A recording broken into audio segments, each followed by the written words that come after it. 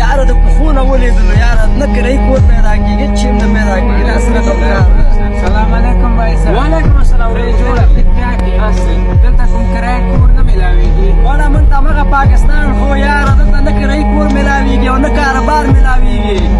ورونو جار مشم قربان مشم دوستانو هم وایم کرایي کور پیدا کېږي هم کاروبار پیدا کېږي. تاسو ولې ورخطا استئ؟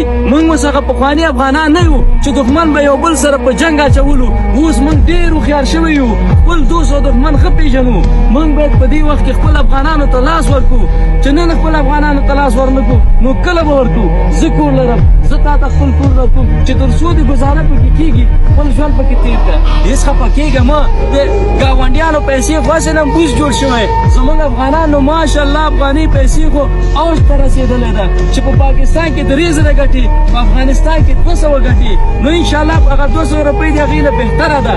پوه شئ دوستانو، موږ افغانان به ټول په یو اتفاق یو اتحاد شو او دښمنانو ته دا وښیو چې موږ افغانان چې د سختې ورځ راشي ټول په یو اتفاق یو اتحاد یو. زه په ټول افغانانو په ټولو کلیوالانو باندې دا غږ کوم چې ورکړئ دوستانو خپل افغانانو ته لاس ورکړئ او ټول سره یو ځای شئ او دا وطن جوړ کړئ.